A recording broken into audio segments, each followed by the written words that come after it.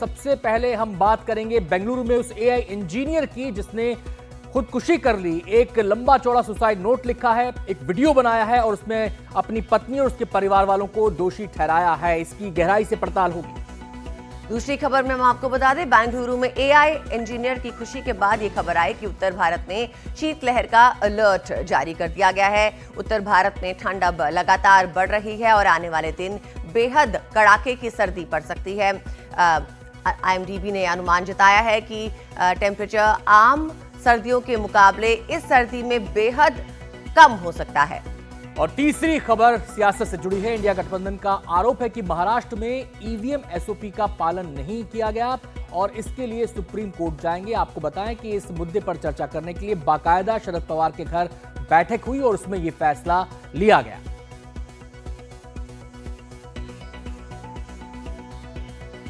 तो जैसा कि आपको बताया, बेंगलुरु में एक एआई इंजीनियर की आत्महत्या पर पूरे देश में इस वक्त चर्चा चल रही है। 34 साल के अतुल सुभाष ने अपनी पत्नी और सास पर पैसों के लिए प्रताड़ित करने का आरोप लगाकर आत्महत्या कर ली।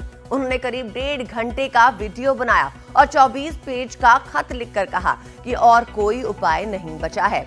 अतुल का शव उनके फ्लैट से ही मिला। कमरे में जस्टिस इज ड्यू लिखी एक तख्ती भी मिली। पुलिस ने अतुल की पत्नी और उनके परिवार पर आत्महत्या के लिए उकसाने का केस दर्ज किया है। और अब हम सीधे रुख करेंगे हमारे संवाददाता निहाल इस समय हमारे साथ जुड़ गए हैं और जानकारी देने के लिए। निहाल, सबको हिलाकर रख दिया इस सुसाइड के केस ने, उस वीडियो ने, उस सुसाइड नोट ने जिसमें बारीकी से तमाम बातें लिखी गई हैं। हम आपसे जानना चाहते हैं कि अब बेंगलुरु पुलिस क्या एक्शन ले रही है, किस दिशा में कदम बढ़े हैं?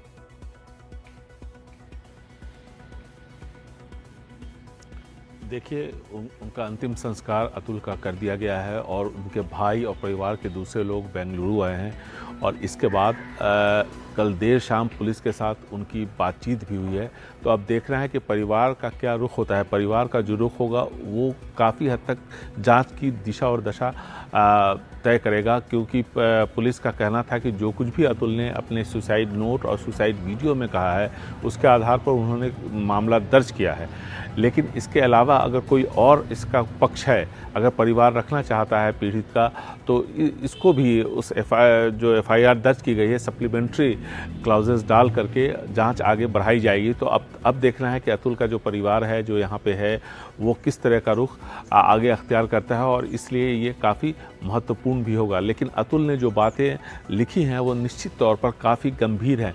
जिस तरह से उन्होंने आत्महत्या की और उसके बाद सुसाइड नोट, सुसाइड वीडियो के साथ साथ देखिए उन्होंने जो सवाल उठाए हैं वो किस तरह से परिवार टूट रहा है इस मटेरियलिस्टिक दौर में, ये एक बड़ा सवाल है। और साथ ही साथ जुडिशरी पर भी उन्होंने सवाल उठाए हैं। उन्होंने एक पत्र लिखा राष्ट्रपति को, पत्र लिखा है चीफ जस्टिस ऑफ इंडिया को कि, और साथ साथ ये भी अपनी जो अंतिम इच्छा उन्होंने बताई उसमें उन्होंने साफ तौर पे कहा है कि अगर उनको न्याय नहीं मिलता है तो उनकी जो अस्थियां हैं उसको अदालत के सामने ही किसी नाले में फेंक दिया जाए और अगर न्याय मिलता है जो दोषी हैं उनके ससुराल के लोग। अब निगाहें टिकी हैं इस केस में पुलिस पर और जैसा कि निहाल ने बताया कि परिवार के लोगों की मुलाकात पुलिस से हुई है। परिवार के लोग क्या कहते हैं उसके बाद चीजें साफ हो पाएंगी पूरी तरीके से।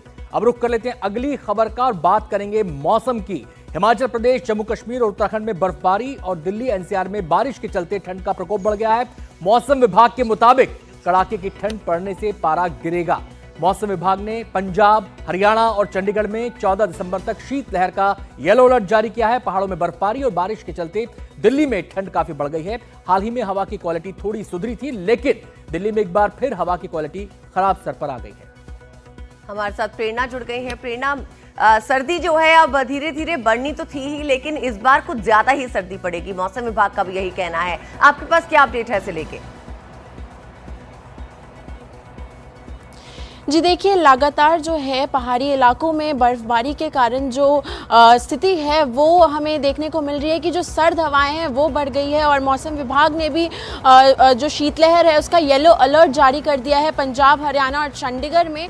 और पिछले 2 दिन जो है पारा जो है वो 6 डिग्री तक गिर गया। और अगर बात करें दिल्ली की, तो दिल्ली में भी जो है सर्द हवाएं लोगों को महसूस हो रही है और अब जो है दिन में भी उन्हें ठंड का एहसास होने लगा है। और इस वक्त जो न्यूनतम तापमान तापमान है वो 6 डिग्री के आसपास दर्ज किया जा रहा है और जो अधिकतम तापमान है वो 22 डिग्री के आसपास दर्ज किया जा रहा है। और दिल्ली वालों को एक तरफ तो शीतलहर की मार झेलनी पड़ रही है, लेकिन दूसरी तरफ दिल्ली वालों को प्रदूषण की भी मार झेलनी पड़ रही है। और प्रदूषण जो है एक बार फिर से जो है बहुत ही पुअर क्वालिटी में गिर गया है और जो कैटेगरी है वो पुअर क्वालिटी में है। और अनुमान ये लगाया जा रहा है कि ये जो स्थिति है वो अगले एक हफ्ते तक ऐसी रहेगी। जी, महाराष्ट्र चुनाव में इंडिया ब्लॉक को मिले झटके के बाद शरद पवार के घर विपक्षी गठबंधन की अहम बैठक हुई। इसमें अरविंद केजरीवाल भी शामिल हुए। बैठक में तय हुआ कि इंडिया गठबंधन ईवीएम के मुद्दे पर सुप्रीम कोर्ट जाएगा। बैठक में आरोप लगाया गया कि महाराष्ट्र में ईवीएम और वीवीपैट पर एसओपी का पालन नहीं किया गया। एनसीपी नेता प्रताप जगताप ने कहा कि महाराष्ट्र चुनाव में बीजेपी को जिताने के लिए जो धांधली हुई उसके खिलाफ हम सुप्रीम कोर्ट जाएंगे और सबूत पेश करेंगे। ईवीएम और वीवीपैट में टैंपरिंग हुई है, हमारे पास सबूत है। जहां जहां इंडिया गठबंधन मजबूत था वहीं मशीन स्लो कर दी गई। हमें भरोसा है कि सुप्रीम कोर्ट हमारे पक्ष में फैसला सुनाएगा। ये तमाम बातें इस बैठक के बाद कही गई हैं।